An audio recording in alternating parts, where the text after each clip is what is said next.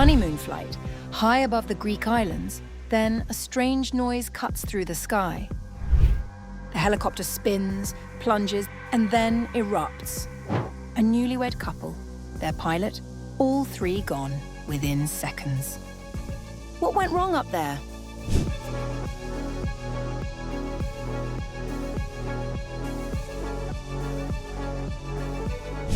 A British couple on their honeymoon were killed after a private helicopter crashed and burst into flames on the Greek island of Sifnos on August 17th.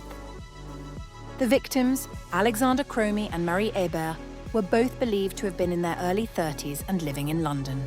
The pilot, Giorgos Raikos, a retired Greek Air Force officer, also lost his life in the accident. Raikos had been hired just 2 months before the incident and had extensive flying experience, including piloting military Chinook helicopters.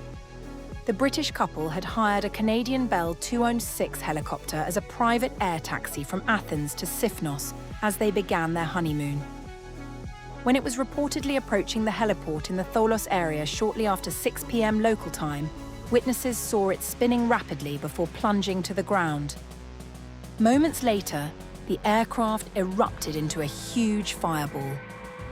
Manolis Fontolakis, deputy mayor of Sifnos, told Greek news site News IT about the accounts of residents who witnessed the crash live. The helicopter experienced mechanical failure in the air. Residents say it made a loud, strange noise like military aircraft. Fontolakis added that 2 charred bodies were discovered inside the crash site, while another was found a few yards away. Firefighters rushed to the scene to extinguish the blaze, while a rescue team from Syros later arrived by a fire brigade high-speed boat. No homes were struck and no additional casualties were reported. The island's mayor, Maria Nadali, expressed her grief over the incident. This is a shocking event. We are shocked and are trying to manage, together with the right services, the consequences of this incident next to the helipad. Greek authorities have now opened an investigation into the crash.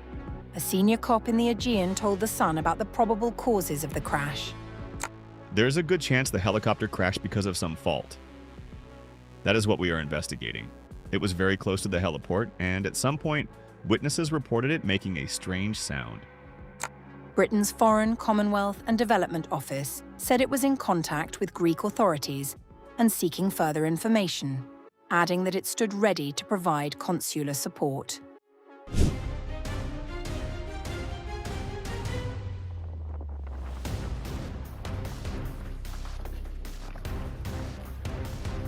Wildfires are slowly engulfing the entirety of Europe. On the evening of August 13th, the Croatian coastal town of Omis faced the wrath of a major wildfire. A fire that broke out in Lokva Rogoznica continued burning towards Omis overnight, reaching the Borac neighborhood above the city center at around 1:45 a.m. local time. Omis Deputy Mayor Ivan Pivchevich told Slobodna Dalmatia that many houses had burned down, adding that strong daily winds had helped the fire to spread. The fire is spreading, the wind is working against us. Many houses have burned down and the blaze is at the doorstep of many more buildings. Evacuations were carried out by land and sea, with harbour authority boats transporting people from areas threatened by the fire. Part of Omis also lost electricity, while traffic on the Adriatic coastal road was disrupted. More than 150 firefighters were deployed to Lokva Rogoznica, where flames quickly swept through surrounding pine forests and vegetation before moving into residential areas and destroying homes and vehicles. Croatian wildfires forced hundreds of people to flee from a small tourist town on the country's Adriatic coast, as firefighters battled to contain the rapidly expanding blaze. At least 1,000 people displaced by the fire were moved into a local sports hall in Omis. All of this falls within a season that was already difficult even before this night. The 8,832 wildfires that Croatia has witnessed since the beginning of 2026 have already claimed the lives of 23 people. What sets Omis apart is that for the first time, the fire did not stay on the hillsides but reached the rooftops of a town in the middle of the tourist season. At the same time, northern Greece also faced a massive wildfire in the Halkidiki region, as a wildfire fanned by strong winds engulfed houses and trees. The Coast Guard said that more than 300 people had been evacuated by boat. Milos Nikolic, a tourist from Serbia, recounted the horror of wildfires and the sudden evacuation that followed. My wife and me were in St. Nicholas Beach, and about 3 o'clock in the afternoon we saw fire, saw smoke. And after that we received message from Greek government about warning. And after that we went from beach to go to Siviri, and Siviri is very, very big fire. In the middle, after that fire go to right side, and it was a disaster. Meanwhile, a wildfire in western Germany has spread towards a village close to the border with Belgium. Authorities in Germany have ordered about 1,800 people to evacuate their homes in the early hours of Friday, August 14th. Similarly, French authorities evacuated 525 villagers after a wildfire broke out in the pine woods of the southwestern Lands region, near an area already devastated by major blazes this summer. Across Europe, successive heatwaves this summer have intensified drought, strained water supplies, and left vegetation tinder dry, helping wildfires in Spain, France, and Greece scorch near unprecedented amounts of land.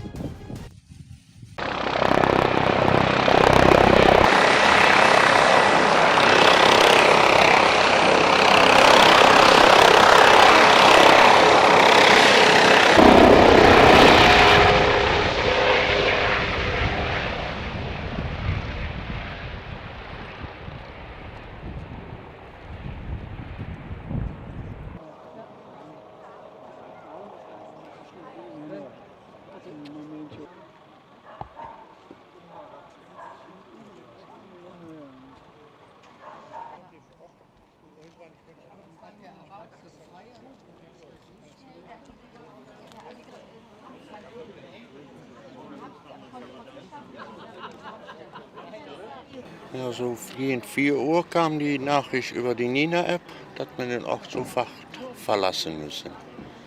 Und dann haben wir unsere Sachen gepackt, die wir im Vorfeld schon gepackt hatten, und sind dann nach hier geflüchtet. Und warten jetzt auf Infos. Im Prinzip natürlich schon. Wir sind zwar noch ein Stück weg, wie Sie eben schon richtig sagten, aber je nachdem, wie der Wind steht, das ist alles so trocken hier. Das überspringt ja dann auch Straßen und so. Und also wir haben auf jeden Fall schon alles gepackt, um vielleicht weiter zu müssen.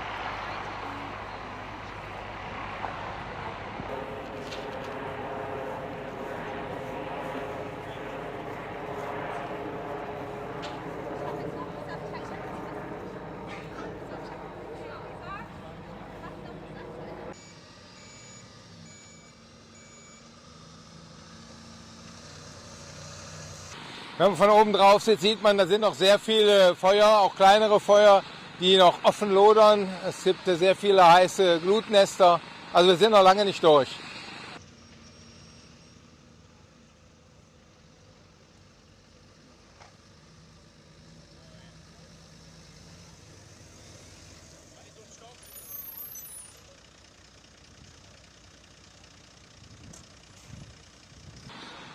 Das würde ich jetzt erstmal nicht sagen. Also es beschränkt sich auf den Bereich, der auch gestern schon im Vollbrand war. Im zentralen Bereich ist alles runtergebrannt. Das würde ich eher nicht sagen. Es kommt jetzt darauf an den einzelnen Flanken zu sehen, dass man eindämmt.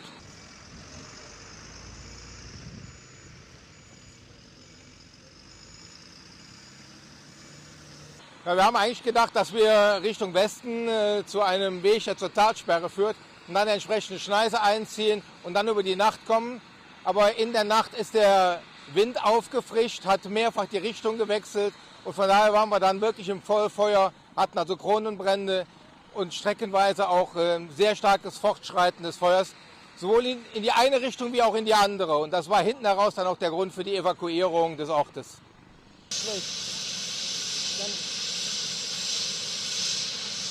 Ich habe eigentlich nur Verständnis für die Entscheidung gesehen. Ich meine, wer rausgeht und sieht die Flammen und vor allen Dingen, wenn man natürlich von unten den Hang hoch sieht, dann sieht man sie richtig hochlodern. Ich glaube, da fängt keiner an zu diskutieren.